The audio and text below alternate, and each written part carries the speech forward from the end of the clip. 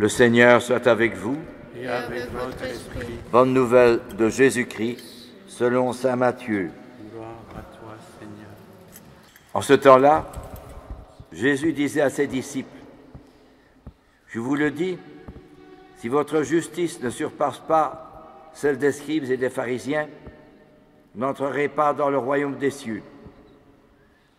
Vous avez appris qu'il a été dit aux anciens, « Tu ne commettras pas de meurtre. » Mais si quelqu'un commet un meurtre, il devra passer en jugement. Eh bien, moi je vous dis, tout homme qui se met en colère contre son frère devra passer en jugement. Vous avez appris qu'il a été dit, tu ne commettras pas d'adultère. Eh bien, moi je vous dis, tout homme qui regarde une femme avec convoitise a déjà commis l'adultère avec elle dans son cœur.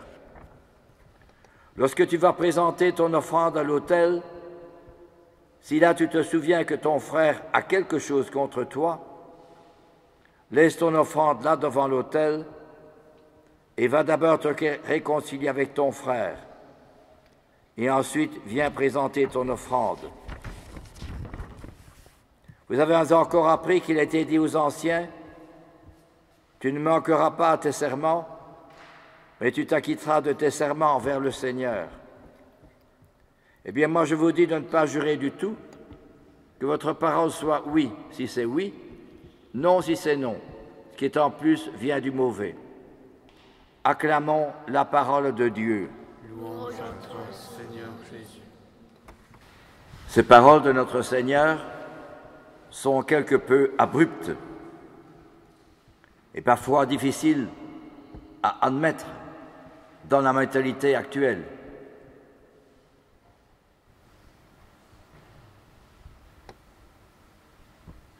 Si quelqu'un se met en colère contre son frère, il devra passer en jugement. Si quelqu'un insulte son frère, il devra passer devant le tribunal. Ce sont toutes des paroles qui sont assez exigeantes. Et pourquoi? Dans un grand quotidien bruxellois, il y a quelques semaines, on avait fait une enquête auprès de beaucoup de monde, de différents, je dirais, milieux sociaux et de différents partis politiques. Et on posait la question de savoir qu'est-ce que vous pensez, que faire pour l'avenir de la société. Et la plupart des réponses, elles tournaient autour de ceci, retrouver plus d'autorité. Retrouver plus d'autorité. C'est assez étonnant de beaucoup de gens qui ont dit cela, les uns d'une façon ou d'une autre, mais le fond était là. Retrouver plus d'autorité. Voilà quelque chose qui est dur et que notre Seigneur reprend dans l'Évangile, cette autorité, cette exigence. Et cependant,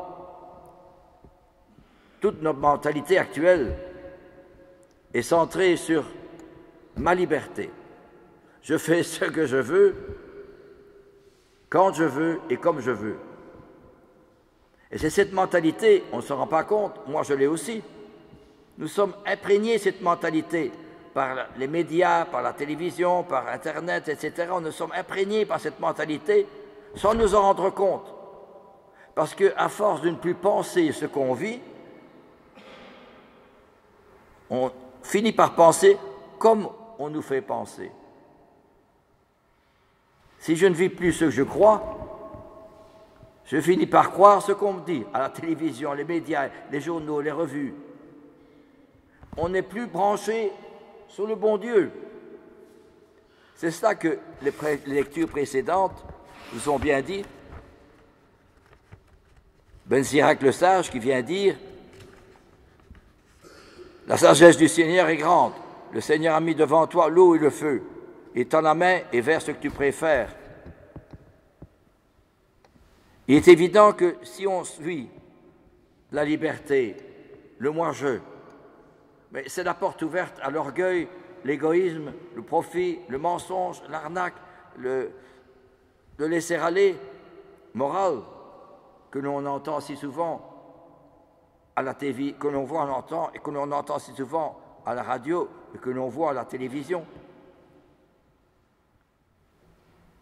Eh bien, justement, notre Seigneur vient nous dire le contraire.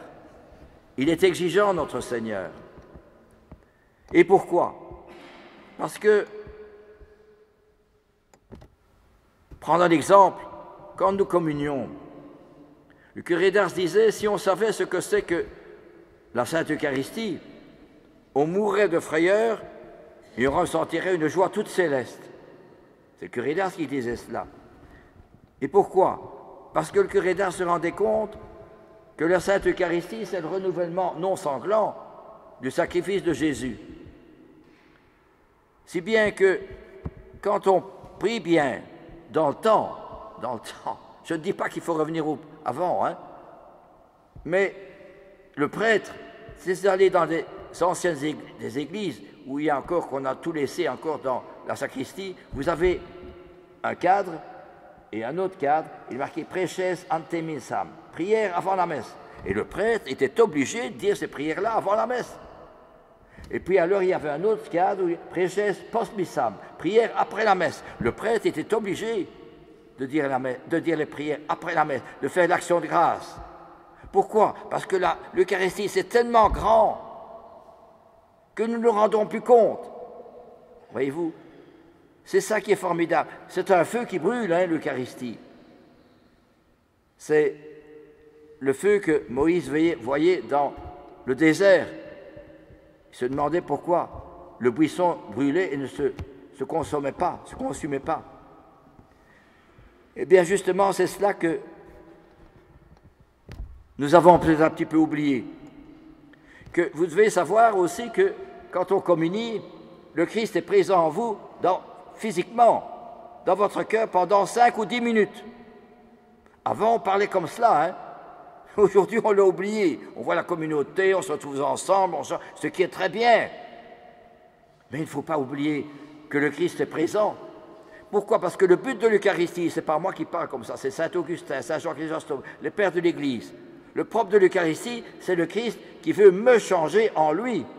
Le pain ordinaire, il se transforme en mon corps. Mais le pain eucharistique, je suis transformé par le Christ. Alors vous sentez de suite combien des chrétiens, comme le frère Monsieur Marie, ou bien comme Dominique Savio, ou d'autres encore, quand ils faisaient l'action de grâce après la messe, ils étaient fascinés, émerveillés, fantastiquement, c'est extraordinaire. Et ils étaient en extase. Ça veut dire quoi l'extase? Ils sortaient d'eux-mêmes et ils voyaient le Christ. Ils sentaient le Christ, ils voyaient la présence du Christ. Voyez-vous?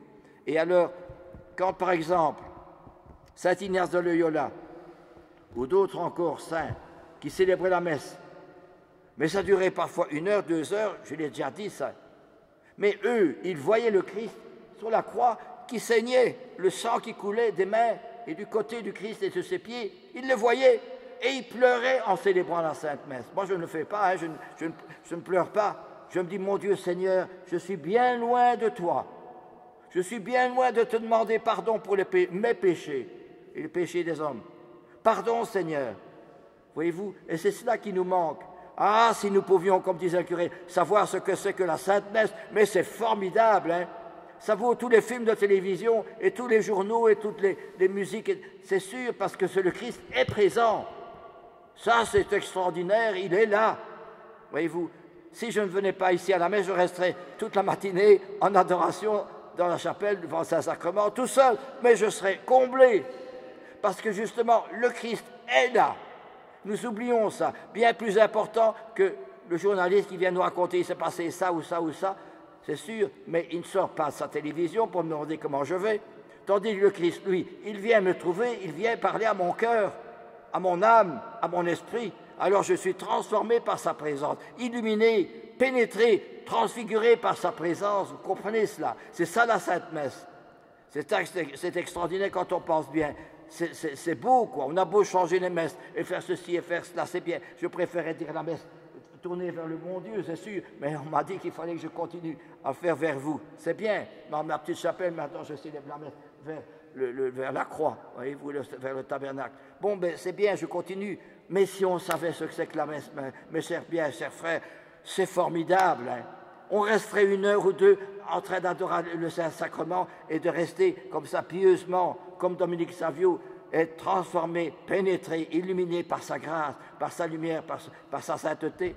Quand j'avais 16-17 ans, et j'allais au collège Saint-Barthélemy, et je faisais tout le boulevard d'Avoie, parce que j'habitais rue Sainte-Véronique. Et alors, je faisais le boulevard d'Avoie à pied, et puis alors j'allais au collège Saint-Barthélemy. Et puis alors je revenais, et vers 4h30, 5h moins quart, j'entendais les cloches de l'abbaye bénédictine, ici à côté, l'église à côté. Et puis je venais ici, il y avait l'adoration des sœurs qui venaient faire l'adoration du Saint-Sacrement. Et je me disais dans mon cœur, comme il faudrait montrer l'amour du Christ au monde, à tous les gens qui passent. Le Christ est vivant, le Christ est présent, le Christ est rayonnant, son amour, il meurt pour nous sur la croix. En étant vraiment, je sentais ça dans mon cœur. Moi, je me disais, oui, je suis jeune, ça va passer. Mais il se fait que quand je me suis trouvé jeune vicaire à Sainte-Marie-des-Anges, je me demandais bien pourquoi tous ces jeunes venaient. Alors j'ai compris. J'ai compris que Jésus me demandait d'être le témoin de son amour, l'accueil, l'écoute, le service, même parfois la nuit. Alors, vraiment contre ma santé parfois, hein, d'être fatigué. Mais justement, eh bien, Jésus me demandait d'être un pain, d'être le pain eucharistique. Mais le pain eucharistique, il n'est vrai que s'il est présent dans le Christ. Si le Christ est présent dans le pain, voyez-vous, eh bien, justement, la charité, si le Christ est en moi, alors je peux faire, justement, continuer l'Eucharistie, continuer le pain eucharistique, continuer par l'accueil, l'écoute, le service auprès de tous ceux-là qui sont loin. 100 de jeunes par jour, mais c'est extraordinaire. Jésus m'a rendu Eucharistie pour eux, comme Charles de Foucauld, comme le Père Cobb, etc. Vous voyez, humblement et modestement, je ne suis qu'un très pauvre et très humble prêtre, parce que si on savait ce que c'est que la Sainte Messe, frères et sœurs, on mourrait de frayeur, hein, et on sentirait une joie toute céleste. C'est tellement différent du monde dans lequel on vit, où la bagarre, les violences, etc. Et alors c'est vrai que c'est triste, tout le séisme dans ce pays là-bas, hein, en Turquie et en Syrie, c'est vrai, c'est terrible. Mais est-ce que le bon Dieu ne nous rappelle pas en disant, tu sais, tu n'es sur la terre, tu ne vas pas rester, hein. Si tu achètes ceci et tu as un bon appartement, tant mieux pour toi, mais un jour il faut partir, tel que tu es, sans rien. Et tu viens me trouver. Et qu'est-ce que tu vas me dire? Seigneur, est-ce que je t'ai aimé dans tout ce que j'ai fait? Est-ce que je t'ai mis à la première place? Est-ce que j'ai cherché à te ressembler dans ta pauvreté, dans ta charité, dans ton sacrifice? Jésus n'avait même pas une pierre où reposer la tête. C'est extraordinaire quand on lit l'Évangile, qu'on étudie tout ce que Jésus a vécu. Mais comme on a soif de revivre la vie de Jésus pour que le Christ puisse revivre sa propre vie à travers moi. C'est cela qui est formidable et c'est cela que nous oublions. Enfin, moi en tout cas je l'oublie.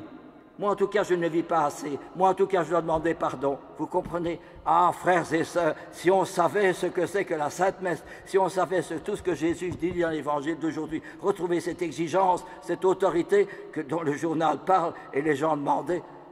Mais on ne veut pas d'autorité. Ma liberté, je fais ce que je veux, je fais ce qui me plaît. Voyez-vous?